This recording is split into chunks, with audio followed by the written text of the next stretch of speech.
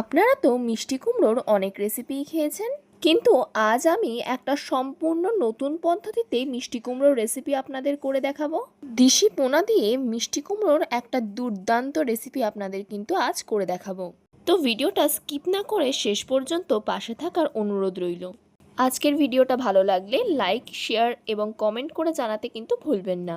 তো চলুন আর কথা বাড়াবো না, রেসিপিটা দেখে নেওয়া যাক। নমস্কার বন্ধুরা, নতুন একটা রেসিপি নিয়ে আপনাদের সামনে হাজির হয়েছি। আমার চ্যানেলে নতুন হয়ে থাকলে চ্যানেলটিকে সাবস্ক্রাইব করে আমার পাশে থাকবেন। রেসিপিটা কেমন হয় শেষ পর্যন্ত স্কিপ না করে দেখতে থাকুন। কেমন হয়েছে অবশ্যই কমেন্ট করে জানাবেন। তা চলুন আর কথা না বাড়িয়ে ভিডিওটা শুরু করা যাক। এখানে আমি 5 পিস দেশি পোনা মাছ নিয়ে নিয়েছি। মাছে দিয়ে দেব লবণ, হলুদ গুঁড়ো। মাছের সঙ্গে লবণ আর হলুদ খুব ভালো করে মাখিয়ে নেব। মাছে লবণ আর হলুদ মাখানো হয়ে গেছে। এদিকে আমি গোটা গোটা করে দুটো বড় সাইজের আলু কেটে নিয়েছি, আর নিয়ে নিয়েছি মিষ্টি কুমড়ো, যাকে অনেকে সবরি কুমড়োও বলে। ঠিক এমন লম্বা লম্বা করে কেটে নিয়েছি। আমি আমার পরিমাণ মতো সব কিছু নিয়ে নিয়েছি, আপনারা আপনাদের পরিমাণ মতো নিয়ে নেবেন। এদিকে আমি একটা কড়া গরম হতে বসিয়ে দিয়েছি। কড়াটা গরম হয়ে গেছে, এতে দিয়ে দেব সর্ষের তেল। তেলটা খুব ভালো করে গরম হয়ে গেছে, ঠিক এমনই ধোঁয়া ওঠা গরম করে নিতে হবে। এবার নুন হলুদ মাখিয়ে রাখা মাছগুলো দিয়ে দেব ভাজার জন্য। প্রথমে আমি মাছের মাথা দুটো ভেজে নিচ্ছি। মাছ দেওয়ার সঙ্গে সঙ্গে কিন্তু উল্টিয়ে দেবো না, 5 মিনিট পরে উল্টিয়ে দেবো। এবার মাছটাকে উল্টিয়ে দেবো। যখন মাছটা একটুও ভাঙেনি বা জড়ায়নি, খুব ভালো করে তেল গরম করে নিলে মাছ একটুও ভাঙবে না। আবারও এই পিস খুব ভালো করে ভেজে নেব। মাছের মাথাগুলো খুব ভালো করে ভেজে নিয়েছি দুই সাইড। এটা তুলে নেব। বাকি মাছগুলোও ভেজে নেব। মাছগুলো আমার দুই সাইড খুব ভালো করে ভাজা হয়ে গেছে।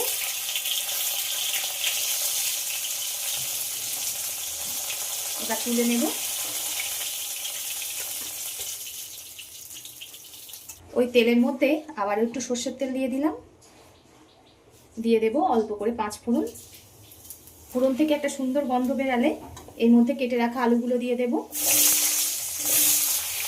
আলুগুলো খুব ভালো করে ভেজে নেব। আপনারা তো দেশি পোনা মাছের অনেক রেসিপি খেয়েছেন বা কুমড়োর অনেক রেসিপি খেয়েছেন, এইটা একবার হলেও ট্রাই করে দেখবেন, খুবই ভালো লাগবে, সবাই খুবই পছন্দ করবে। আলুটাকে খুব ভালো করে ভেজে নেব। আলুটা বেশ কিছুক্ষণ ভাজার পর দিয়ে দেব অল্প করে লবণ। এই লবণটা দেওয়ার ফলে আলুটা খুব তাড়াতাড়ি নরম হয়ে যাবে। লবণটা দিয়ে আবারও খুব ভালো করে ভেজে নেব। আলুটা আমি 5 মিনিট মতো খুব ভালো করে ভেজে নিয়েছি। এবার এতে দিয়ে দেব একটা বড় সাইজের পেঁয়াজ কুচি। পেঁয়াজটা আলুর সঙ্গে একটু হালকা করে ভেজে নিতে হবে, খুব একটা বেশি ভাজবো না, অল্প করে ভাজলেই হয়ে যাবে। আমি পেঁয়াজটা আলুর সঙ্গে অল্প করে ভেজে নিয়েছি। এবার কেটে রাখা কুমড়োটা দিয়ে দেব। কুমড়োটা আলুর সঙ্গে খুব ভালো করে ভেজে নিতে হবে।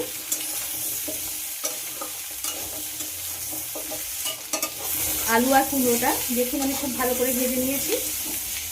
এবার এতে দিয়ে দেব একটা বড় সাইজের ক্যাপসিকাম কুচি। ক্যাপসিকামটা ঠিক এমন বড় বড় করে কেটে নিয়েছি, সেটাকে দিয়ে দেব। দিয়ে দেব স্বাদ মতো লবণ। আবারও সব কিছু খুব ভালো করে ভেজে নিতে হবে। বেশ কিছুক্ষণ ভাজার পর এতে একটা বড় সাইজের টমেটো কুচি দিয়ে দেব, আর দিয়ে দেব একটা কাঁচা লঙ্কা। ঝালটা আপনারা আপনাদের স্বাদ মতো ব্যবহার করবেন, যে যেমন ঝাল খেতে পছন্দ করেন।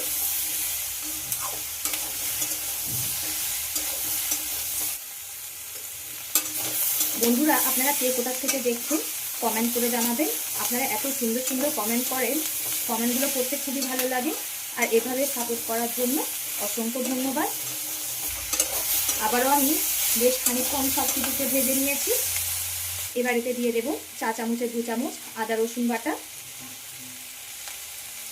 দিয়ে দেব পরিমাণ মতো হলুদ গুঁড়ো। যতক্ষণ না আদা রসুনের কাঁচা গন্ধটা চলে যায় ততক্ষণ কষিয়ে নিতে হবে। যে কোনো তরকারি যত সুন্দর করে কষাবেন খেতে তত বেশি ভালো হবে, তাই আমি খুব সুন্দর করে কষিয়ে নেব। কষাতে কষাতে আদা রসুনের কাঁচা গন্ধটা চলে গেছে। এবার এতে দিয়ে দেবো এই ছোটো চামচে 1 চামচ ধনিয়া গুঁড়ো, ওই চামচেরই মাপ করে 1 চামচ জিরে গুঁড়ো। সব কিছু আবারও খুব ভালো করে কষিয়ে নিতে হবে। এটা কিন্তু বাড়ি থাকা সব মশলা দিয়েই হয়ে যায়। খেতে কিন্তু বন্ধুরা দুর্দান্ত লাগে। একবার হলেও ট্রাই করবেন আর কমেন্ট করে জানাবেন কেমন হয়েছে। আমি খুব সুন্দর করে সব কিছু কষিয়ে নিয়েছি।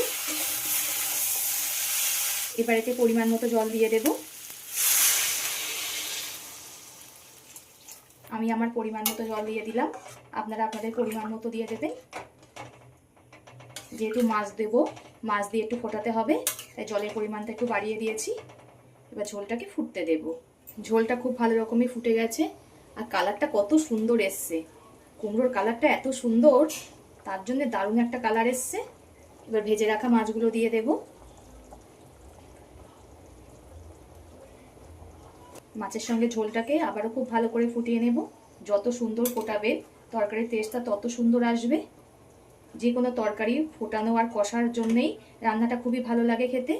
একটা কাঁচা লঙ্কা চিকিয়ে দিয়ে দিলাম। কাঁচা লঙ্কার সুন্দর একটা গন্ধ বেরোবে, দারুণ লাগবে কিন্তু। আবারও খুব ভালো করে ফুটিয়ে নেব। এতে এবার দিয়ে দেব সামান্য একটু চিনি। প্রতিদিন একই রকম রান্না খেতে সবারই কিন্তু ভালো লাগে না, তাই এই রেসিপিটা একবারও ট্রাই করতে পারেন। খুবই ভালো লাগে কিন্তু খেতে বন্ধুরা। দেখুন ঝোল ফুটতে ফুটতে প্রায় অনেকটাই কমে গেছে, আবার একটু ফুটিয়ে নেব। আমি প্রায় 20-25 মিনিট মতো ঝোলটাকে ফুটিয়ে নিয়েছি। সব শেষে এতে দিয়ে দেব গরম মশলা। গরম মশলা দিয়ে গ্যাসটাকে অফ করে দেব। এতক্ষণ ধরে ভিডিওটা ধৈর্য ধরে দেখার জন্য অসংখ্য ধন্যবাদ। সবাই সুস্থ থাকবেন, ভালো থাকবেন। পরবর্তী একটা নতুন ভিডিও নিয়ে আপনাদের সঙ্গে আবার দেখা হচ্ছে। এবার ঝোলটাকে আমি নামিয়ে নেব।